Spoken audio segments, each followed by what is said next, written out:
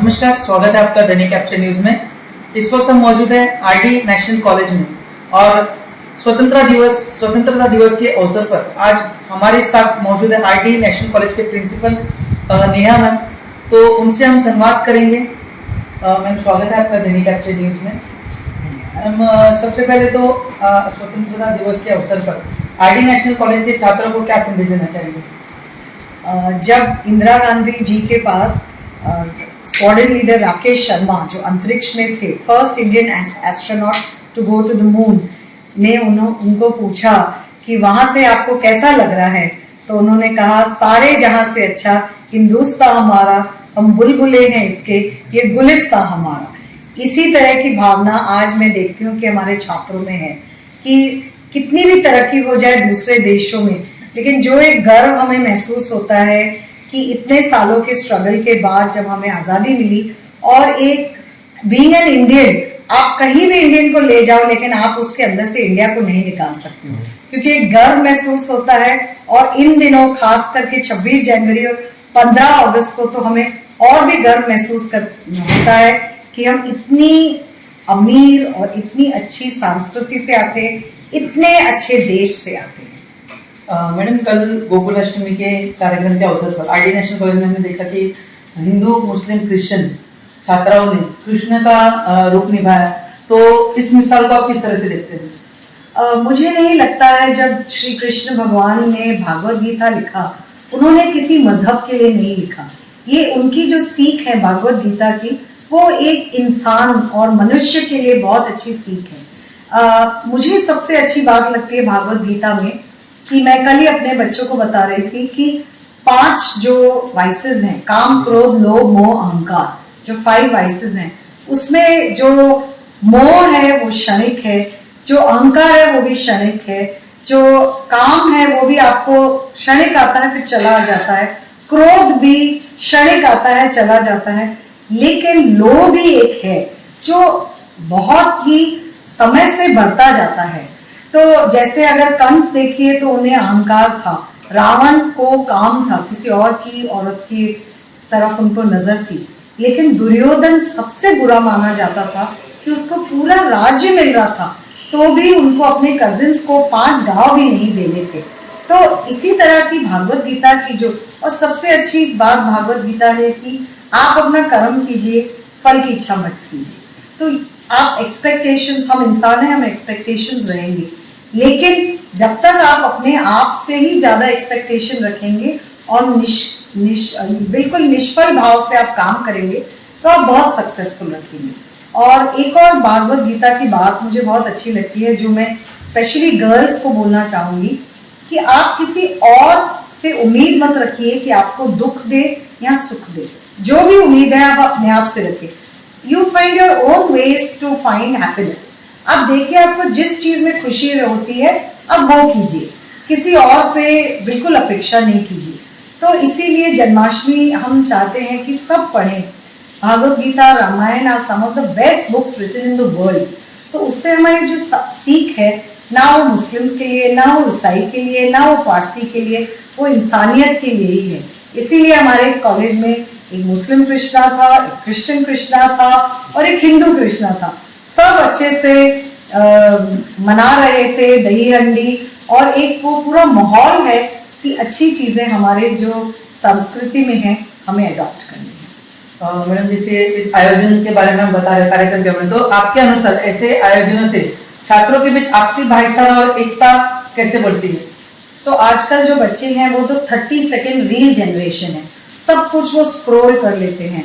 और मैं उनको कहती हूँ कि आप कोई चीज में पार्टिसिपेट कीजिए। तो इस तरह हम उनको एनकरेज करना चाहते हैं कि वो स्क्रीन से बाहर निकले और एक्चुअली कल्चर में, स्पोर्ट्स में, एक्स्ट्रा करिकुलर एक्टिविटीज में पार्टिसिपेट कीजिए। एक हमने अभी वर्कशॉप भी किया, उसमें कह रहे थे कि पहले बच्चे के पेट्स थे कुत्ते, बिकॉज कुत्ते एक्टिव हैं, वो भागते रहते हैं और एक्टिव जानवर है। आजकल के बच्चों को बिल्लियां चाहिए, वो बिल्ली भी सो रही है, वो भी सो रहे हैं, और वो बिल्ली को गिटार सुना रहे हैं, वो भी अपने नाखून देख रही है। उनको बिल्कुल एक्टिविटी करनी ही नहीं है, जाके एक गोवा में घर में एक ब्लॉग बनाना है। तो इस कल्चरल प्रोग्राम के माध्यम से हम उनको मोटिवेट करना चाहते हैं कि आप आगे आइए।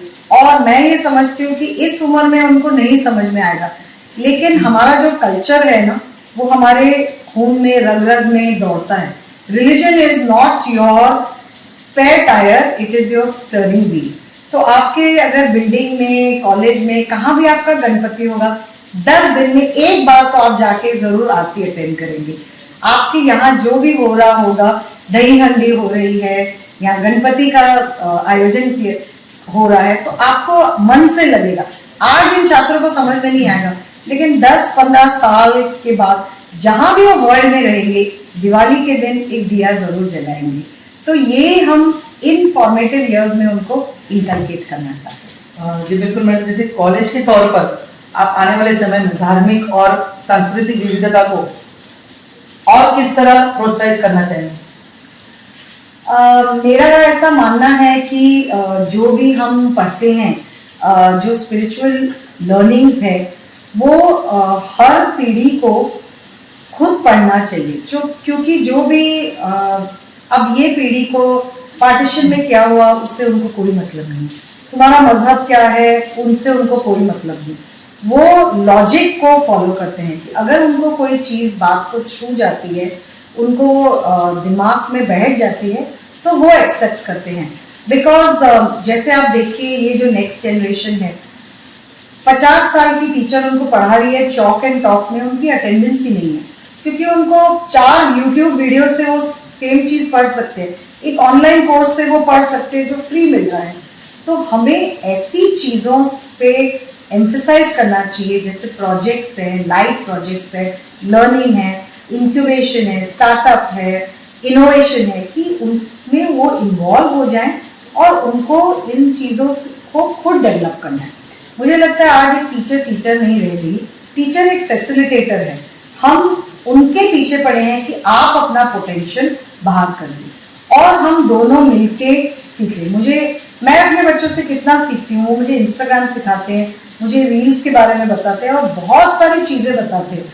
आजकल उनकी सारी एक्टिविटी व्हाट्सएप पे हो जाती है, मिल के बैठ के पबजी खेल रहे हैं, उनका कॉन्वर्सेशन भी 0 ही हो गया, वो मिल के ये सब कर रहे हैं।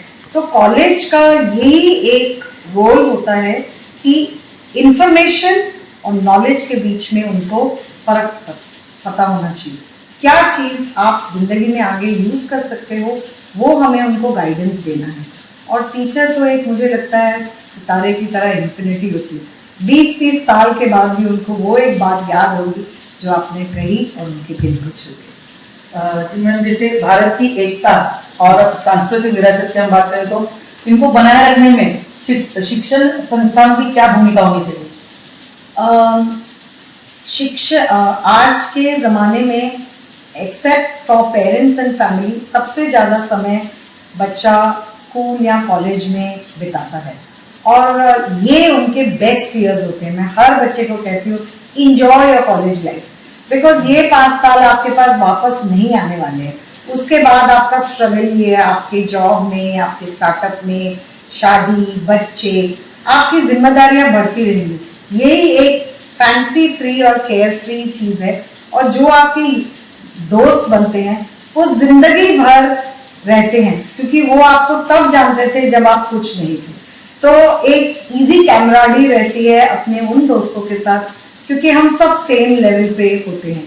बट हैविंग सेड दैट, आज के ज़माने में कंपटीशन बहुत हो गया है। Competition is between parents.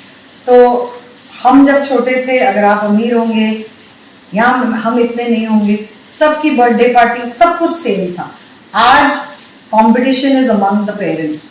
हर एक को उससे भी अच्छा करना है, और अगर वो पेरेंट अपने बच्चे को नहीं देता है तो वो बच्चा लेफ्ट आउट फील होता है। तो इस सारे वातावरण में एक कॉलेज ही है जो उनको थोड़ी सी एक बुद्धि दे सकता है, सद्बुद्धि, कि क्या करेक्ट है और क्या रॉन्ग है। और मैं हमेशा बच्चों को बोलती हूँ, आप लोग को सब आंसर्स जो है ना खुद ही पता है। आपको मालूम है कि मम्मी से क्या मांगना है और पापा से क्या मांगना है। मम्मी से आईफोन मांगना है, पापा से ट्यूशन की फीस मांगनी है। तो सब चीज़ आपको खुद ही पता है, लेकिन आपको जब भी कंफ्यूज हो, अपने अंदर ही झांकिए, the best answers come from within. तो धन्यवाद मैम। जैसे आपने देखा कि नियम ने बहुत अच्छी तरह से हमारा संवाद हुआ नियम उनके साथ। तो मैडम फिर से एक बार धन्यवाद करना चाहूँगा हमारे चैनल में जुड़ने के लिए। थैंक मैं भास्कर लिंगम, देखते रहिए दैनिक कैप्चर न्यूज़।